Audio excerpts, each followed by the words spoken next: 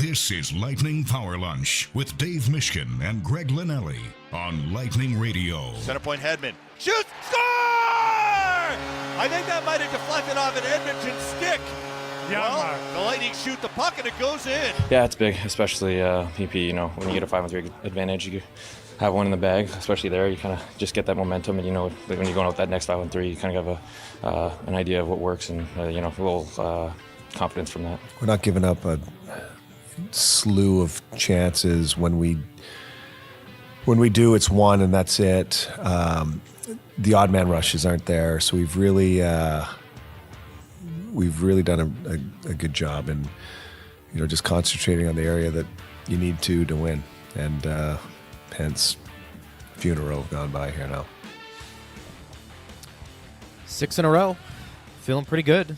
Holding the Edmonton Oilers to just 1 goal. That's a pretty big deal. Brandon Hagel has a tremendous individual effort at the beginning of the second period to give the Lightning a 2-1 lead. Ends up being the game winner. Lightning do get a power play goal as well, and Nick Paul's got 18 goals. And once again, Andrei Vasilevsky pretty solid in net. And I know Edmonton is kind of struggling coming out of the gates here, but that's a playoff team. And the Lightning did what they had to do at home and earn 2 more points. And, you know, as I bring my partner in Dave Mishkin here on Power Lunch on Lightning Radio Partner, that's what we want to see. The Lightning continuing to play well, but more importantly, continuing to munch points. And don't look now. We've got a race for first place in the Atlantic Division. Well, I'm less kind of focused on that, and at least coming out of this game, I'm looking at that 72-point number, because if the Lightning can get to 72 points before they hit 61 games, by 60 games, they would be back on playoff pace. And remember, heading into this 10-game segment, they were 3 points off playoff pace. They were at 47 points. 57 points after 50 games. They needed to be at 60. So like, it's going to be a heavy lift to make up those points. Well, they've already exceeded 12 points in this 10-game segment, because through 7 games, they've gone 6-0-1. So they've got 13 points. Right. They get 1 win in the next 3, they will be at 72 points. I mean, this has been a season-altering 10-game segment for them, pulling them from kind of a little bit of a shaky spot based on the playoff pace metric to back kind of riding on the edge of the surf, right? The edge of the wave, which is really positive. Now, these last 3 games, they want to finish the homestand well, but after that, at Washington, at Florida, those are going to be 2 tough games against 2 of the top teams in the league, 2 of the top teams in the East. We'll see what happens. But this streak has done a lot to help the Lightning in so many ways. And to me, at the top of the list is they've kind of gotten back basically on playoff pace.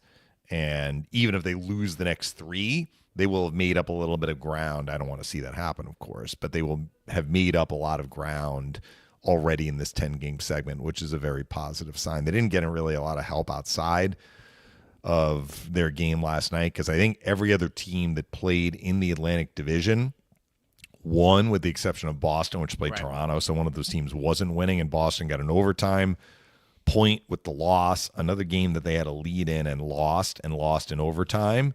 So they are falling off the pace, and then Ottawa didn't play last night. So the Lightning gained 2 points on the Senators. But because they won, they were able to keep pace with every other team in the Atlantic.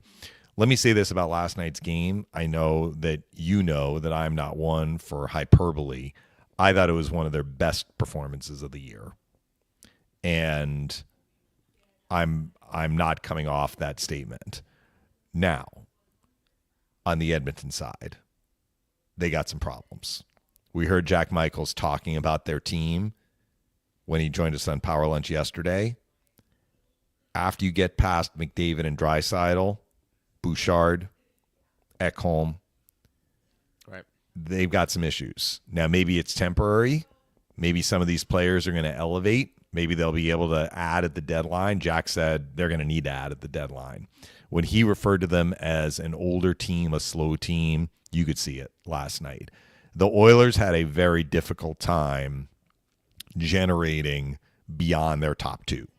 Their top 2, McDavid and Draisaitl, even on a night in which, I mean, they had 1 point each, right? Draisaitl scored, McDavid had the assist.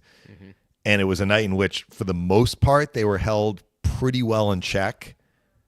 They were still not held in check. I mean, they got their chances, right? The Lightning got some key saves from Vasilevsky, primarily on those two guys. And the Lightning had some not game-saving, but goal-saving plays by McDonough specifically, and by the group of five that was basically tasked with checking McDavid and his line. And sometimes that line included Draisaitl, because Chris Knoblauch was like, I'm putting my eggs into the one basket. We're down in the game. We saw some 5-on-5 shifts with those two guys on the same line. There was one play where they had a 2-on-1 down low in the second period. McDonough saved a goal because he blocked the pass across. So they were dangerous last night. They were less dangerous than they could have been because the Lightning did a masterful job of possessing the puck. So I'm bringing this up not to discount what the Lightning did. The Lightning had to do a lot of hard work to limit McDavid and Draisaitl. And they did it.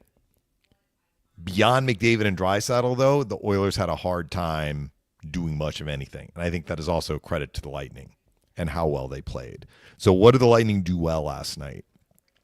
Primarily, they possessed the puck. They managed the puck. They didn't get greedy for offense. They took what the game gave them. They didn't feed the Edmonton attack. Most of what the Oilers generated, they generated just by the sheer brilliance of Draisaitl and McDavid, honestly. Or they maybe got a bounce, right? And those guys are so good, they jumped on the bounce, right, and they made something happen out of nothing. But that was a very buttoned-up performance by the Lightning, and the complete opposite, or at least different, if not the complete opposite of what we saw Sunday against Seattle. I know I said on the show on Monday, if the Lightning don't possess the puck against Edmonton like they didn't possess the puck against Seattle, they are going to be in for a tough night. They did possess the puck against Edmonton. That's right. I mean, the Oilers finished with only 36 shot attempts. 36, that's it. I mean, I've seen games the Oilers have 36 shot attempts in one period. They entered the game, Greg, leading the NHL in shots taken per game. They are a high shot volume team. And they only finished with, 24 shots. And, I mean, even, 2 out of every 3 of their shots was on net. Because they only finished with 36 attempts. That tells you how little the Oilers had the puck. But, again, as I'm complimenting McDavid and Draisaitl, as little as the Oilers had the puck, we could still point to probably 5 or 6 plays involving one or both of those guys where they were dangerous. But the Lightning did everything that they could do with a reasonable expectation of limiting the dangerous looks that McDavid and Draisaitl had in that game. And they also stayed out of the penalty box after they took the one penalty and the Oilers scored like within 10 or 11 seconds. So that was the only power play the Oilers got. And the Lightning put on a clinic of puck possession and puck management. They didn't force plays. They took what the game gave them. They badly outchanced the Oilers. I mean, Brandon Hagel scored in the second. He had 2 grade A chances right off the bat. Stuart Skinner had a good game. Right. He denied a number of scoring chances that the Lightning were able to generate. But I thought the story of the game was twofold. The Lightning's ability to manage the puck and possess the puck. It was like ball control, right? Mm-hmm. Or Coop actually referred to field position in his post game. What he's talking about is forcing them to travel longer distances and not let them have the puck a lot. That was part of it. The other part of it was the job that McDonough, Chernak, Hagel, Sorelli, and Girgensons, who was on that line, did specifically against McDavid. They were out there every time the Lightning could get them out there against McDavid. And as I said, there were points in the second half of the game when it was McDavid and Draisaitl on the same line. They did a fantastic job of dealing with what those two guys were trying to throw at the Lightning. So, and then, of course, Vasilevsky, who was not overly tested. I mean, as I said, only 24 shots. But when it's Draisaitl and McDavid getting 7 of those 24 shots, which is what they combined for, and 1 went in, that tells you that the Oilers could have scored more than 1 if not for Vasilevsky's performance. I agree on Vasi. He was, it's nice to go into these games and say he was great, but he didn't have to be tremendous the whole game. Like we've seen over the years sometimes where the defense broke down. McDonough and Chernak were outstanding. You talk about the defense pair and what they are tasked to do every game against the other team's typically top line, and they answered that call. I mean, it's hard to keep Draisaitl and McDavid from doing anything in a game. Those are two of the most talented players in the league, so they're going to get their chances. And we saw McDavid have the one rush. Yeah, it's like and Draisaitl had them too. Yeah, they're really good players, and that's where you hope that you just limit them and your goaltender makes a save. And wasn't it funny? You and I were talking about a shutdown line not too long ago about Gergensen's going up there, and we haven't really seen him be put in that situation. And, hey, I'm not telling you that's going to be the recipe for the Lightning partner. The rest of the way is to have Gergensen's there with Cirelli. Because you mentioned and him, Hagel. you compared him to Barclay Goodrow, and I'm like, they haven't really used Correct. Gergensen's And then, in they that did. particular role. They did last night, yes. And, you always, I think when you look at Gergensen's, yes, as a depth piece, but you always look at him as somebody who is going to play gritty but also be smart defensively. So is this something that they're going to experiment with? Because certainly when you talk about offensive capabilities, he certainly is third on that line by a wide margin. But if you're asking him to get hard, go in on the forecheck, and be physical, chip in offensively here and there, and just be a responsible defensive player, can he maintain that role with those two players moving forward? One game does not make that happen. But it can't hurt his cause what happened last night. And do you give him another opportunity to do the same thing against Calgary? Now, look, they went 11-7 last night. Yes, they did. And I think that actually might be their best lineup. I think you and I have hinted at that. I certainly have. I will go out on a limb, and I kind of like that lineup because if you believe the depth at the forward position potentially could be a weak spot and the back end is a strong spot, you have a way to handle both of those game in and game out. Now, that could be thrown out the window the minute the trade deadline comes and let's say the Lightning feel like they've addressed potentially that need at the forward position and it's 12-6. And that's fine. I like 11-7 for this team the way it's currently constructed right now. And John Cooper hasn't shied away from it. I'd be curious if he had a preference what he would like. Maybe it's 12-6. But he's one of the few coaches, I think, that feels comfortable in that setting. Gives him options for sure, but I thought that was also an interesting note. A couple of things. Gergensen's on that line. Yeah. And going 11-7. When the Lightning went 11-7, they could have had a line of Hagel and Cirelli and a rotating third guy. Right. But I think because they knew they wanted to match Cirelli's line against the McDavid line. And again, at the start of the game, McDavid was on one line, Draisaitl was on another line, and they had Points line out against the Draisaitl line. And Chris Knoblauch was like, he was throwing spaghetti at the wall. He was like, I need to generate offense here. So it's not like he went exclusively with the McDavid Draisaitl line in the second half of the game once it became 3-1 Lightning. But he went to it. He went away from it. He went to it again. Yeah. He was mixing and matching. But when they were kind of rolling the lines, it was clear the Lightning wanted Cirelli's line against McDavid's line without Draisaitl on that line. And they were using Points line to match against the Draisaitl line. But McDavid without Draisaitl and Draisaitl without McDavid were less effective when they were put together. Mm-hmm. When they were put together, it supercharged that one line. So I understand why Chris Knoblauch did that.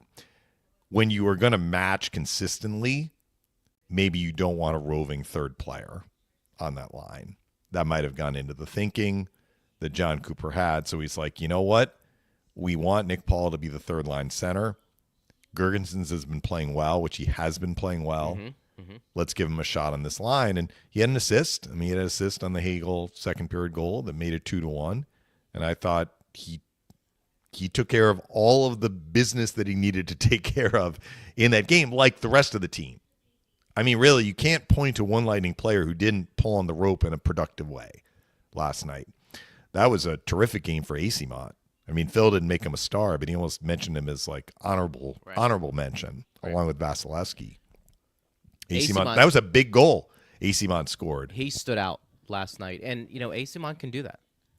And we have seen him give some punch to whatever line he's playing. If he's not taking penalties, Asimon can be a very valuable contributor at the forward position. I do, and that was Gonçalves. Give credit to him.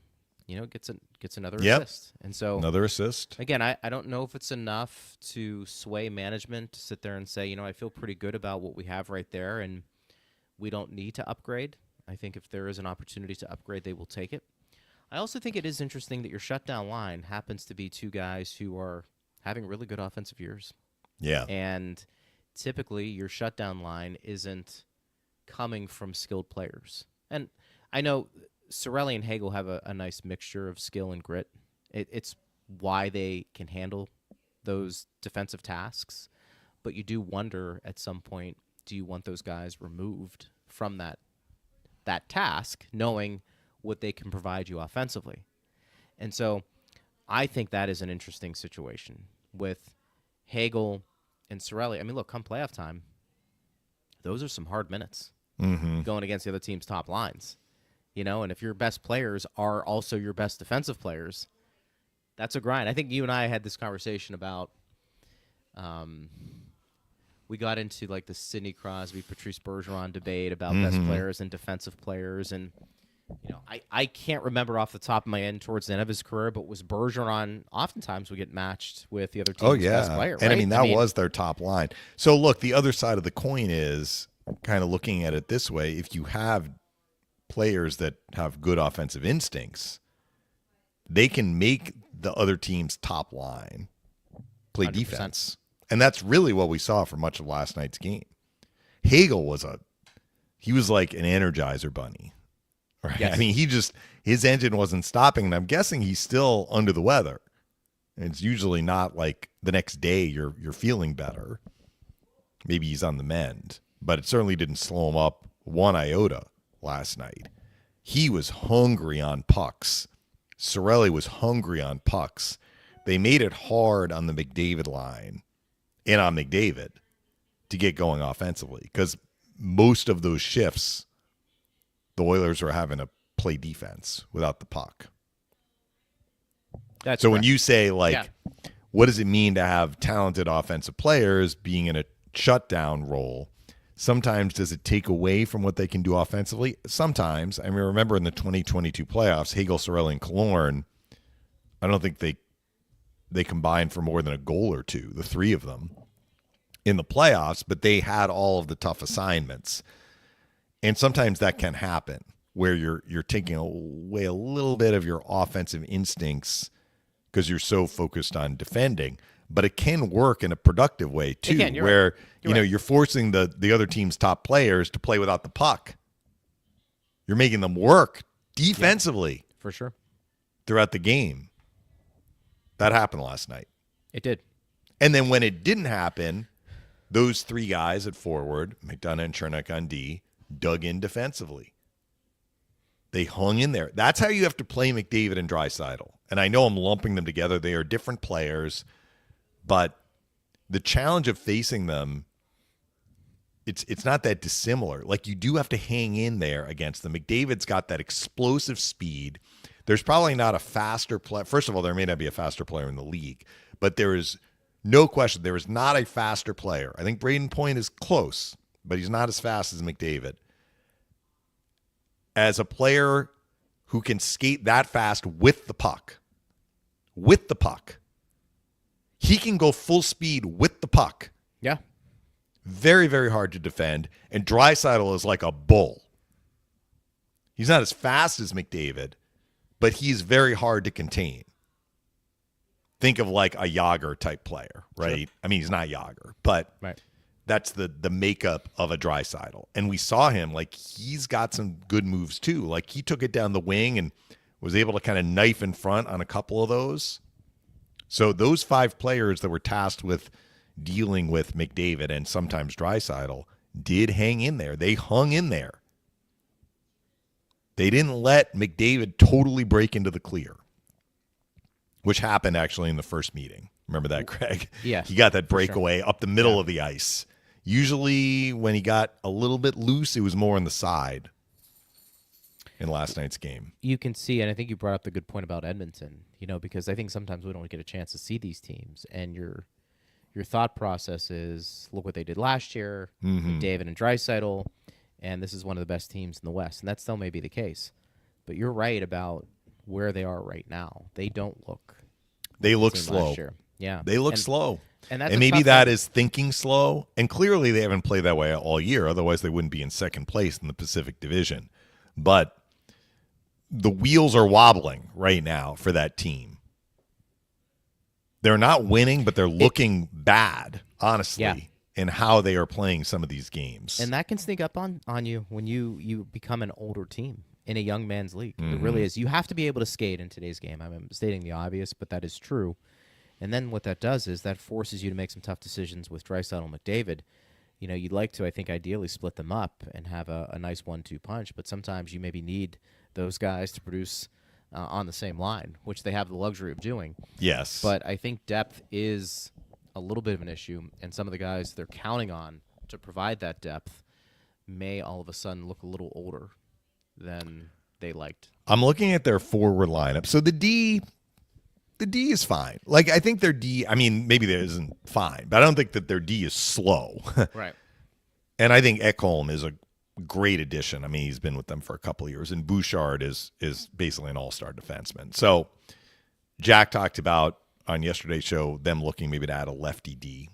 Fair enough. But if we're looking at the giddy up that they are missing at forward, which is what Jack referenced, Ryan McLeod no longer there. Right. Dylan Holloway no longer there. And they lost Philip Broberg. He was offer sheeted as well by St. Louis. So this is how their lineup looked last night at the start of the game. You had McDavid between Hyman and Arvidsson. Arvidsson looked slow. I don't remember him looking that slow when he was in Nashville, and then we didn't see him quite as much maybe in L.A. because the Lightning used to play Nashville in the preseason, still do. But, he's had injury problems, and he had an injury earlier this year. He missed the first game. And Zach Hyman does not look like the same guy who scored 54 goals last year. Right. I'm not sure what's going on with him, but he was slow to pucks. He was. Yeah. Then the second line was Draisaitl between Podkolzin, who honestly had a hard time kind of staying in the lineup for Vancouver. He was not like a top guy with Vancouver last year. Now he's playing on the second line in Edmonton. And this youngster, Matt Savoy, who looked good. Like, he does have giddy up to his game, but he's got all of 4 games now of NHL experience. He's a young guy. That was their top 6 heading into the game last night. Then you had Nugent Hopkins, Connor Brown, and Janmark. Janmark looked slow. Mm-hmm. Nugent Hopkins was basically invisible the whole game. Yeah, I didn't know. Didn't notice. And Connor Brown is another guy who's had a lot of injury problems. Yeah. So your fourth line was Adam Henrique, who at this point is a bottom 6 kind of guy who's going to defend, and he's a good player. Corey Perry, we know that he's not the fastest guy in the world. And Kasperi Kapanen, who had a big mistake on the first goal. Like, that is not an awe-inspiring 12, group of 12, based on how they looked last night. Now, if Hyman can rediscover the form where he scored 54 goals last year and 16 in the playoffs, different story. If Nugent Hopkins can become a 100-point guy again, but neither one of those guys looked like the player that they were last year. So that's where the Oilers are at. They scratched Jeff Skinner. And he's a proven goal scorer. Right. Maybe he hasn't done it at the clip that they need him to. And I think what you hope for is when you do get the playoffs, something clicks like that, and maybe those guys perform. But you're right. I mean, it felt like McDavid and Draisaitl, and they do a lot of heavy lifting, but they had to basically carry the load for the Oilers last night. Yeah. Skinner, to your point, I thought he was next. Stuart Skinner, yeah. Yeah, Stuart Skinner. He was good. Yeah, he was. Good. I thought he was fantastic. At Bolts Radio, if you want to get involved in the conversation, you can.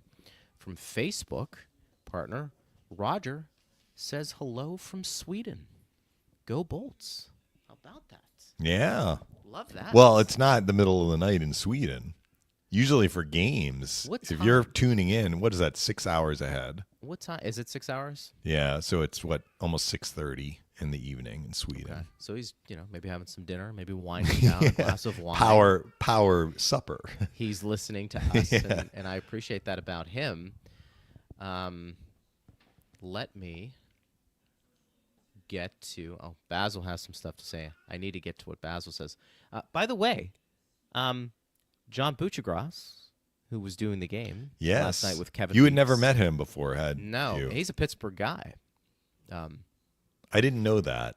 Yeah, he was. I've telling me known about- John Buchagras back in the day since ESPN had hockey Yeah, 20 years ago.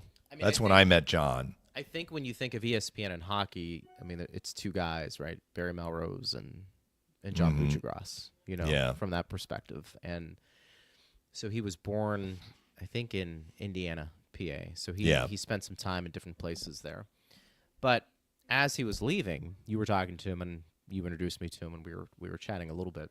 He did the game for ESPN Plus. He That's did. why he was there. He said, "You guys have a show." And we're like, "Yeah." He goes, "I was listening to it on the way." He's like, "Look, I listen to podcasts. You guys have a good show." And, he might have been blowing smoke. I didn't pay him anything. I didn't have anything with me, but He that didn't was pretty have cool. to say it. He didn't have to say anything. So No, that was he pretty didn't cool. have to say it. And you wonder, too, when you have, like, the national broadcast team that comes into Tampa, or even, like, the local opposing team's radio or TV, if they try to find Yeah, I think that's places that it. they try and listen. I've if they can. actually talked to the broadcasters of the teams the Lightning are playing, let's say, on a certain night. That broadcaster's like, I listened to your show today with Greg. Nice. Because they want to get hear caught up. the Lightning's perspective. Yeah. Yeah. It's such a great tool. It's such a great tool to have, I think, for research, as well. And also to goof around, which sometimes we do. Do you want to add anything else to the game last night? Got a power play opportunity. I know Eric has been harping on that. Like, that was their geez. first 5-on-3 power play goal this year. They haven't That's had hard a to ton believe. of 5-on-3s. I think they've had 5 opportunities. I looked it up earlier. I may not be remembering that Was it right. 5? Opportunities. 5-on-3 opportunities. I can actually look that up again. But that was their first goal for sure on a 5-on-3. And I said before the 5-on-3 began that when the Lightning have not scored on a 5-on-3, it's usually because they are hyper-focused on passing. Yeah. All right, let's see. And obviously 5-on-3 power play time. Yeah, 5 opportunities. They have 1 goal. They've been on a 5-on-3 for 5 minutes and 7 seconds. That includes their time on the 5-on-3 last night. Yeah. They were on the 5-on-3 last night for 20 seconds. It wasn't long. So that means, so almost 5 minutes, 4 minutes and 47 seconds, they've had a 5-on-3 power play time prior to last night, and they had not scored, even though And their that power one- play has been good this year. It was just kind of a rip by Hedman and deflection. That's it. Nothing fancy. Hit off Janmark's stick. Yeah. You'd take it every single time. That goes in. Basil says, if Vasi plays at this level, I like our chances against anybody. It's not just the number of goals he's allowing. It's how he looks in net. You can see his confidence returning with each game. I don't know if it's returning after each game. I'm not sure his confidence wavered, but I think this is a situation that's a storyline. Mm-hmm. And the storyline is Andrei Vasilevsky is playing at, if he's not at an elite level right now, he's very close to it. The numbers suggest goals allowed, team-wise. That's I think reflecting. I heard in February, Brian Engblom was talking about this in the last call. This was before last night's game. His save percentage in February was like 930 something. Yeah. Which is outstanding. Yeah. 23 saves on 24 shots last night. My math, my top of the head math tells me that is an improvement on 930 because I think 19 out of 20 is 950, right? So add a couple more saves to the total. I never got 19 out of 20 in school. Usually 18 You to didn't see 17. the 95%. Usually 18 and 17. It was interesting, Jack Michaels, what we had him on, and a lot of great feedback from that interview that we had, and we appreciate that. But, he was hitting hard that point about, like, Vasi. Vasi, and that's well, why it's the Lightning clear. have improved. It's clear when you look at the Lightning's numbers. They are better defensively this year. They are better defensively 5-on-5 this year. Why? Goaltending and McDonough is Vasilevsky and McDonough is what Jack was focusing on. I don't think it's only that, but it's a lot that. McDonough is now plus 35 this year. I mean, that's getting He's into plus 35 when you keep in mind, Greg, that he is seeing the other team's best players pretty much every game. This is why I've asked you that question. And I know I get pushback a little bit from people who don't know what they're talking about. No, I'm joking. When it comes to McDonough, who's not an offensive guy, when you start making the case about where does he rank in terms of best defenseman in U.S. history and the Hall of Fame, because his plus-minus is what other people's point total will be, is what you're going to kind of look at. The guy takes the toughest shifts. He's been a leader. I mean, if you want to throw that cliche out, you can. He's won at many different moments in his career. But that plus-minus partner. And then it's kind of like the trickle-down effect. He comes into this team, and he all of a sudden elevates Chernak's play. I mean, there's something to be said for that. You know, when you're a great player, it's not only what you do individually, but you're making the other team better, your other teammates better, too. And why do we think the Lightning have a really good decor? There are several factors, but two of the biggest ones we've discussed, getting McDonough back and having Moser in the lineup. Mm-hmm. And I thought JJ looked more like JJ last night, too. He looked good. But that plus 36, that's a number you can't ignore. You know, if a player's like plus 5, plus 3, you can say, you know, what does that really mean? Plus 34, you get to plus 40. I mean, you're getting into that like Pavel Datsyuk range, you know. And well, the guy I was trying to think of a defenseman in recent history, let's say in the last 20 years, who was known as just a rock-solid defensive defenseman who did not have the eye-popping offensive numbers, in part because that was not part of the role. And the first guy I thought it was Lidstrom, and I'm like, I think he was more offensive, and I just looked up his numbers, and he was. So, I mean, that's not a great example. Yeah. I mean, he was hitting double-digit goals most years. Right. But his plus-minus. So he had 1 year of -2 in 2010, 2011, which was his second to last year. And his last year, he was plus 21. Listen to these plus-minus numbers. And he was playing on some good Detroit teams. So talk about being in the wheelhouse for the Red Wings. He joined the Red Wings in 1991-92, just as they were elevating to great teams that couldn't win the Cup, and then they did win the Cup. And his final year was 11-12.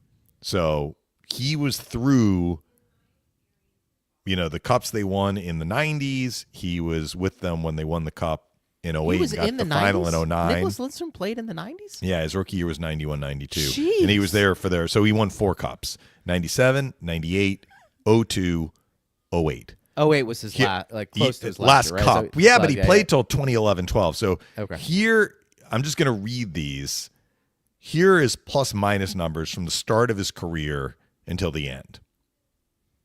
And these are all plus. 36, rookie year, 36, 7, 43, 15, 29, 11, 22, 14, 19, 9, 13, 40, 19, 21, 40, 40, 31, 22, then that weird year of -2, and then he finished at plus 21. Hockey DB, where I'm looking, they do not track cumulative plus-minus. Yeah. I mean, is that close to 1,000? Yeah, let's call it 25 average a year. 25 average, maybe? That's 21 years. 21 years of hockey. And he was a plus player every year but one with -2, which didn't really affect the overall number. He had quite a few 40s in there. I mean, he's probably getting close to a plus 1,000 in his career. So where is McDonough? Yeah, go to McDonough. Look up McDonough. So McDonough doesn't have the offensive number, so it's not a great comparison. I'm still trying to think of a player like a McDonough. Though. Yeah. Earlier in his career, he was very prolific offensively. He just hasn't been really used in that role. So here are McDonough's plus-minus numbers. He's never had a minus ranking. Rookie year 10-11. These are all Plus. These are all plus. Yep. 16, 25, 13, 11, 23, 26, 20. Then the year that he was traded from the Rangers to the Lightning, a combined plus 8, 38, 7, 13, 15. 2 years in Nashville, he was plus 12, plus 19, then plus 35 this year. That's incredible. That is incredible. That is pretty incredible. So, I mean, he's in his 15th season. Yep. So 15 times, he's probably averaging about a plus 15. Yeah.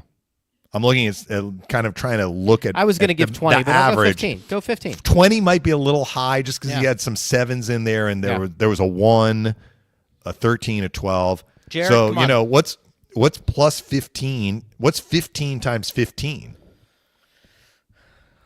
Yeah, I mean that's not 1,000. Well, 20 times 15 is 300. Yeah. So he's under 300, right? He's what 225. Where's Jay? Yeah, actually, that is on. I think they keep cumulative plus minus should. on the game notes. I can go there, but I mean that's incredible. But that's not even in the ballpark of where Lidstrom was, because McDonough doesn't have those 40s. Lidstrom had 3 or 4 plus 40s in there. Yeah, that's insane. That is insane. McDonough's But- had a couple So I of don't know. The 30s. fans can tell us. Think of a player who has had this kind of stat line in terms of just great defensive play. And to be a plus player, it's not only what you're keeping out of your own net, it's being on the ice when your team is scoring. It's just McDonough hasn't really done a lot. He's had 1 year of double-digit goals scored. That's it. It probably doesn't do it justice, and he's not going to have the numbers. And I don't think he's the same player.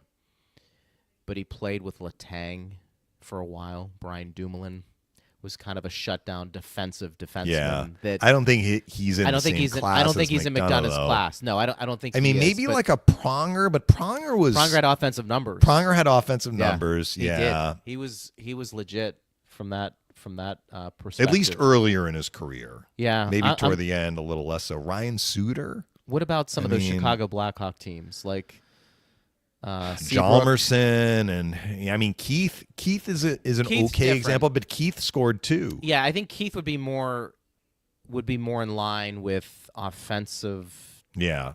ability. That's why I said Seabrook maybe, but I don't know where you would.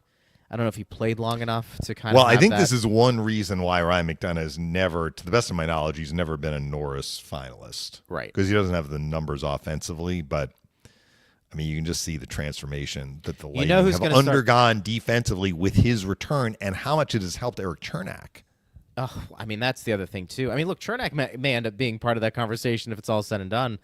Slavin, Yeah, he's younger maybe than McDonough. he's younger, but maybe he's on that. He's on that. That's an okay comparison. yeah. Maybe. But you're right though. It's hard. It's hard to find a guy who's Slavin is a skilled. guy who will see the other team's top line in a matchup. Yeah. He will. Correct. That's not a bad comparison. I threw that out there. Yeah. Let's go to Chris. I was surprised the Oilers never pulled Skinner last night. Bolts were playing great defense, but still, Edmonton was down 3 on the cusp of a 4-game losing streak and have 2 of the top point producers in the league. Interesting, they have waved the white flag.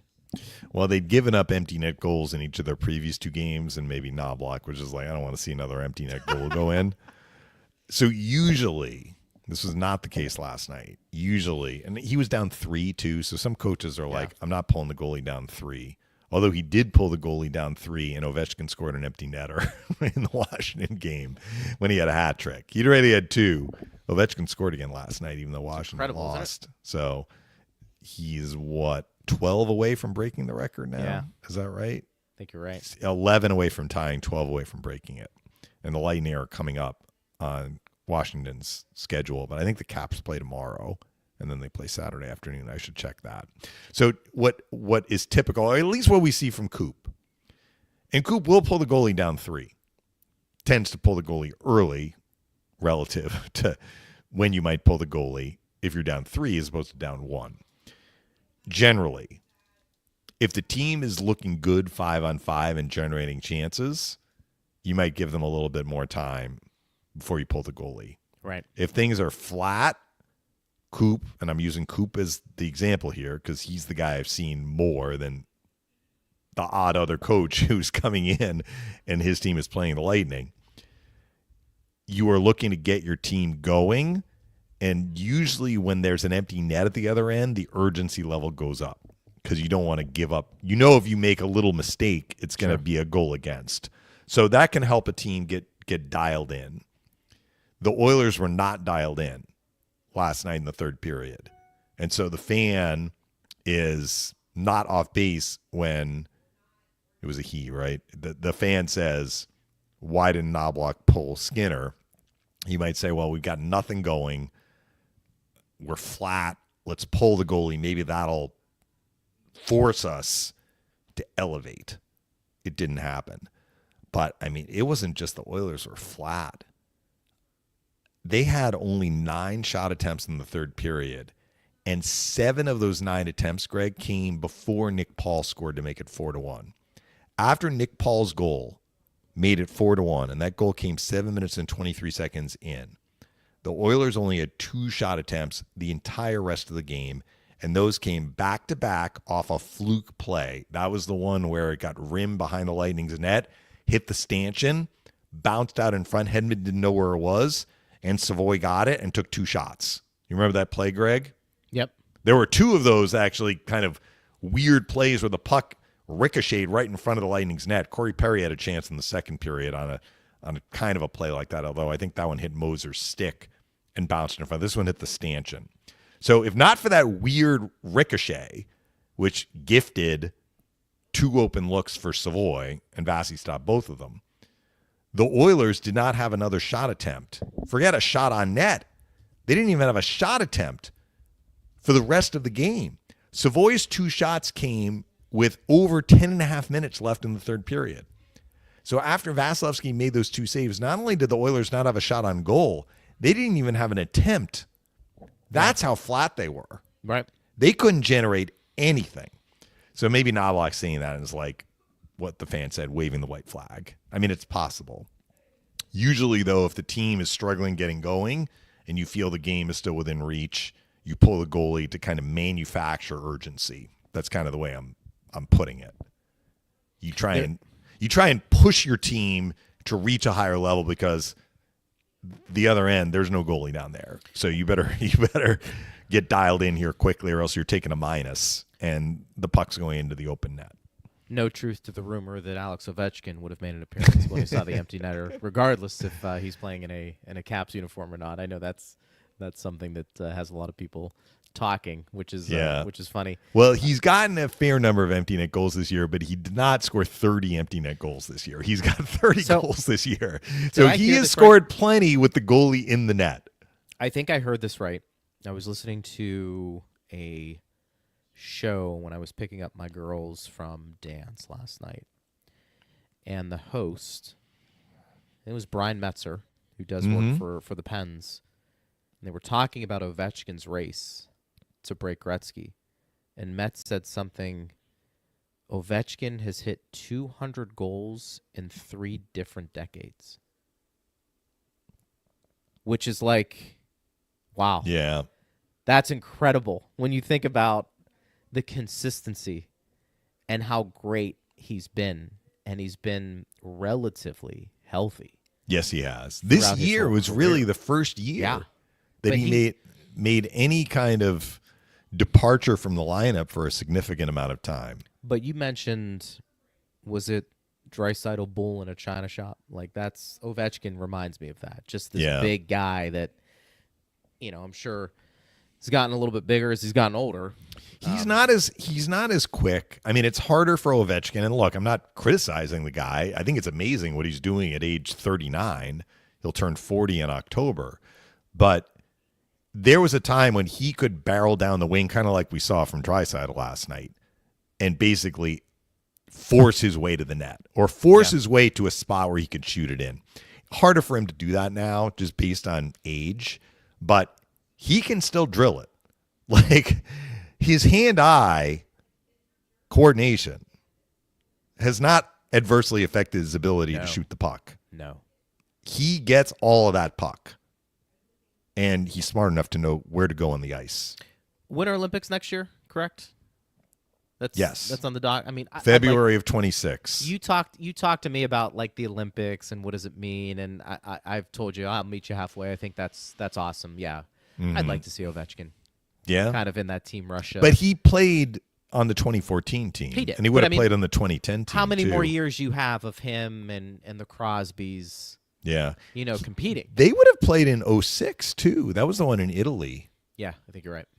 Didn't Crosby? They were in their rookie year, but they probably would have been on the team. Well, Ovechkin would have been on the Russian team. Was Crosby on Team Canada in 06? That was the year Sweden won. I remember Freddie Modin was on that team. It's a good question. That's going back a ways. That is going back a ways. What I think about that 200 goals over 3 decades, I mean, it kind of Ovechkin benefited from entering the league in the middle of a decade. Gretzky's first year in the NHL was 1979-80. So I don't think Gretzky was going to score 200 goals in Although the way they scored goals back then, you never know. That is true. That is true. But, I mean, goodness, did he pour in the goals and points in the 80s. And, I mean, he played to the end of the 90s. His last year was 98-99. It's interesting when you have the conversation about Ovechkin and Crosby because those two are linked because they came in. When Ovechkin breaks Gretzky's goal score record, do you think some people are going to look at him as a better hockey player than Sidney Crosby? They're different.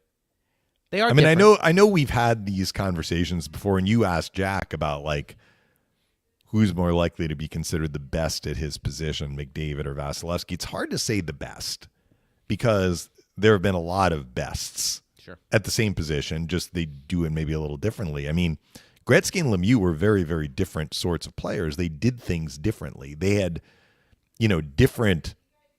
I mean, they were both immensely skilled, and they were skilled in a lot of areas. But what made Lemieux one of the best ever was a little bit different than what made Gretzky one of the best ever. Sure. So is one more valuable than the other? That's kind of how I look at the Crosby-Ovechkin conversation. And they play different positions, too. Mike Bossy goes down as one of the great goal scorers ever, correct? Mm-hmm. He's never in that conversation. 50 goals or more for 5, 10 years. Which is running. Incredible. Yeah. But if you were to ask people who you taking, Lemieux or Bossy, I don't think anybody's going to say Bossy in that conversation. Right. Even though they play different positions, still immensely talented. I'm curious if it's a little bit the same with Ovechkin. Because I remember asking the question to a couple of the national guys when I was doing a show myself. Can you still be considered a great player if you're just considered a good or great goal scorer? So here's the difference, I think.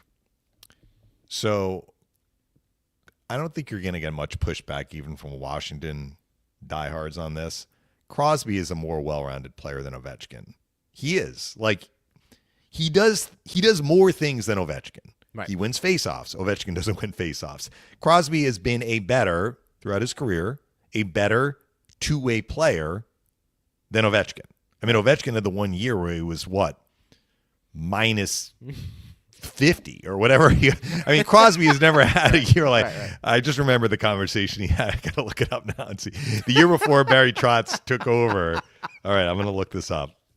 Because they had that 50, famous conversation, which I was not in the room, but somebody told me about it. So, all right, he was minus 35. That's a good one. So Ovechkin in 13-14, which was the year that the Caps missed the playoffs, the only time the Caps missed the playoffs during the time after they made the playoffs in Ovechkin's third year until a couple of years after they won their cup. He scored 51 goals that year and was minus 35.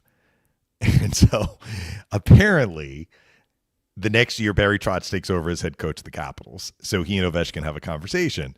And Ovechkin's like, I'm not happy with being minus 35. And Barry Trotz said, okay, well, you have two choices. You can either get better defensively or you can score 85 goals.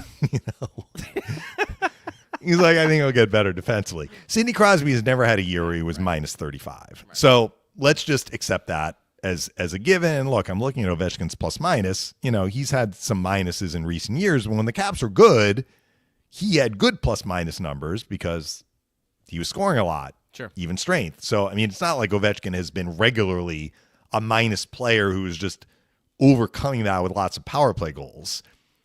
he's been a good two-way player. Crosby has been a great two-way player.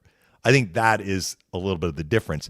There's one thing, though, fairly or unfairly, that Ovechkin has a huge advantage on Crosby, and that is durability, which is a little surprising because Ovechkin has played such a physical game. Sure. But Crosby has missed a lot of time due to injury, and fairly or unfairly, Ovechkin, you can mark it down. Like, he's in the lineup. He's in the lineup. He's in the lineup. This is the first time this year when he hurt his leg. Right. And I think that has to go into the equation, too. So, like, Bossy had those 10 great years, but Ovechkin has had 20 of those and stayed healthy and productive. I don't think that moves the needle when you compare the two, because I think the health part. Yeah, because I don't. But think, it's more just it's the longevity of it. That's what I'm saying. Yeah, but Crosby. Well, I just gave you the reasons why Crosby is a more well-rounded player. I agree. I'm just saying if somebody were to give the longevity, I would say, fair point in terms of games, but both are going to be playing into their 40s. Right. So it's not like he had a 10-year career. Ovechkin had a 25 and put up these numbers, and that's where the difference was. I think it's just an observation because Ovechkin's gonna break one of Wayne Gretzky's records. I think we have to you keep saying that over and over again. That's an incredible feat. Where does that rank him when it comes to the greatest of all time? Because a lot of people will look at it and they'll have these lists, say what they are, top 5, top 10 of all time, and I never see Ovechkin's name in those. And it's just odd. I'm not saying it's right or wrong. Yeah. It's odd considering what he's about to accomplish that he's not put in that conversation a little bit more. And again, I don't know if that's right or wrong. It's just an observation. Look, he's going to go down. They're going to say the greatest goal scorer in the history of the game. And that's fair. And that's kind of, and because this record is about to be broken, that's why there's so much focus on it. I'm actually looking up Crosby's numbers, so I'm curious, even though he's missed all this time, who has more points? Ovechkin is 3 points away from 1,600. So even though I feel comfortable saying this when the Lightning play the Capitals on Saturday, I don't think Ovechkin is going to score enough goals if they play tomorrow that he's going to break the record against the Lightning, but he may get to 1,600 points against the Lightning. Crosby's at 1,656. So even with all the time that Crosby has missed relative to Ovechkin, who has stayed healthy, Crosby still has more points than Ovechkin. But here's the thing that I'm just noticing now. Crosby's minus 21 this year. So when I said Crosby's never had a year like the Ovechkin year in 13-14, which is different. Sure. I mean, yes, that Caps team was a bad team, but Ovechkin was in the prime of his career. Crosby, let's be honest, is still a great player, but he's on the back nine. Right. And this is by far his This is by far his worst plus-minus year. He was -1 his rookie year, and that was the year the Penguins missed the playoffs. And then in 1920, he was -8. And he had an injury plagued year that year. The COVID shortened year. Yeah. But he only played 41 games that year. Right. So I mean, he missed some opportunities there to make up some of that minus. I don't know differential. how many seasons he's missed. Cumulative games. Cumulative games. Yeah. If you kind of that 10-11 season, I mean, he was rolling. Yeah. Rolling. And then he took that quote. hit from Steckel. Yeah. And then Hedman checked him 2 days later, and they were like, Victor Hedman, knocked out. And it was the Steckel hit. I mean, the Hedman hit was nothing, but it was the cumulative effect. Crosby in that 10-11 season, heading into the Winter Classic, So he played the Winter Classic, and then he played on January 2nd or whatever it was against the Lightning. And then I don't think he played again the rest of the year. 41 games, he had 66 points. And then that bled into the next year. He only played 22 games in 11-12. Right. So right there, how many games would you play if you played 2 full years, 164? He played 63. He missed over 100 games. Yeah. And he's a point in those 2 years. Yeah.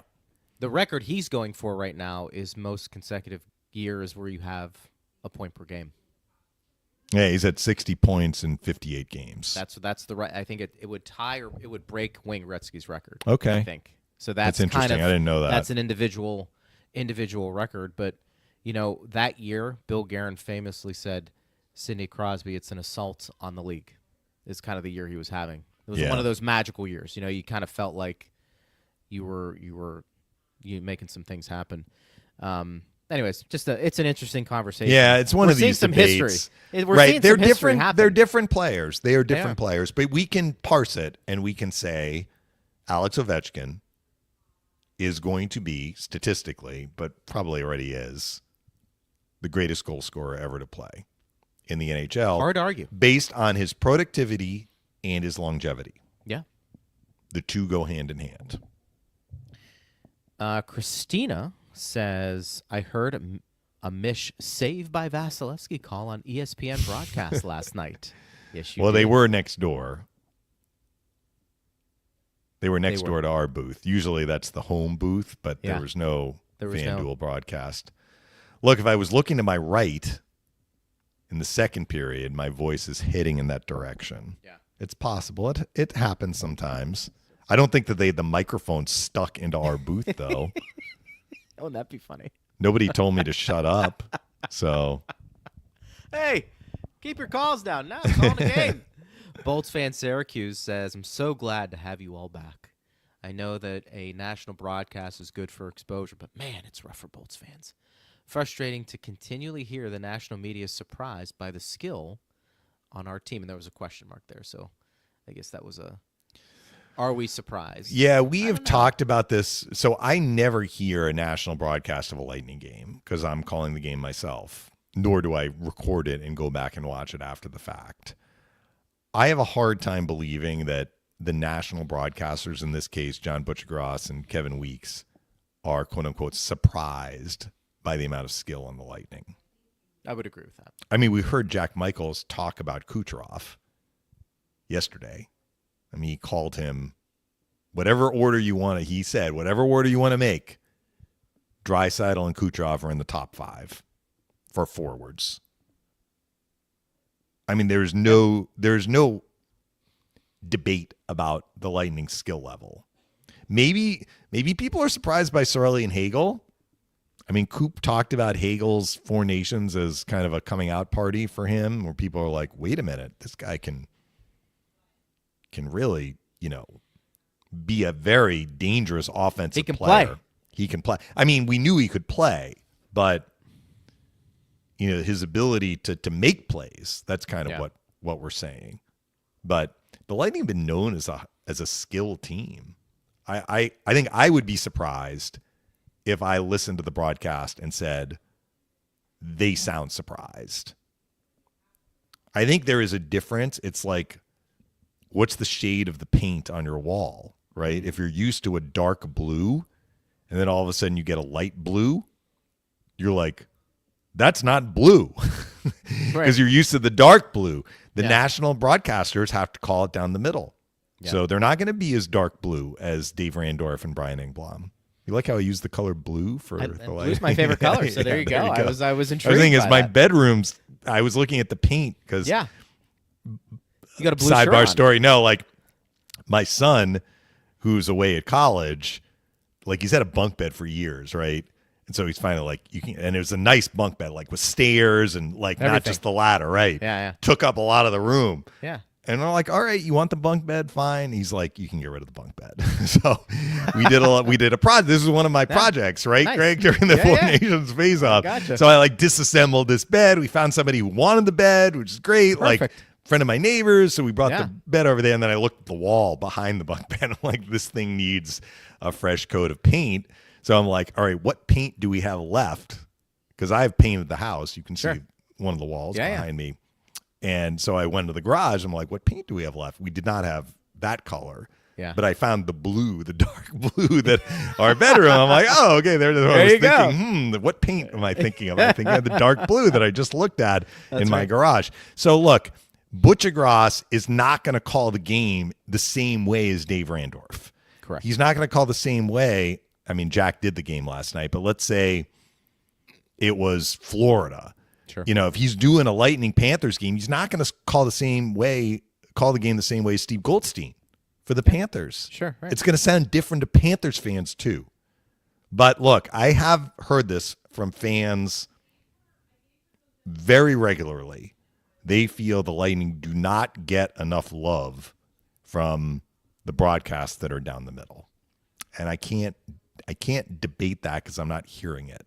Yeah. Nor are you, because Correct. you're hearing our broadcast. That is correct. I think that's something fans say in general. Our team doesn't get the respect that they deserve from the national media. Maybe it's still a little bit of a, Southern thing. I don't know.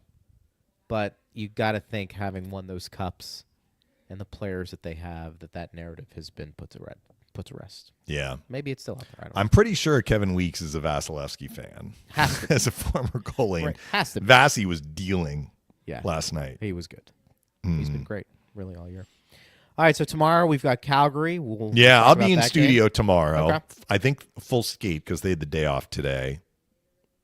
We'll talk So about that. we'll see if we can bring in one of the Flames people. Yeah, bring in one of the Flames. See Derek what they- Wills is traveling again. They actually had him call nice. games off his studio for the last couple wow. of years, but he was very happy to be back on the road sure. when I Kinda saw get him in out. Calgary. Yeah, heck yeah. Yeah. So maybe we'll do that tomorrow, and then we'll break it all down. Partner, great job as always. You too. Always fun. Learn a little painting as well on this show. And check it all out when you can. Thanks to Steve Ersnick and Jared Johnson as well for all their work. And for all of you for listening, we appreciate it. I'm Greg Linnelli. You've been listening to Power Lunch on Lightning Radio.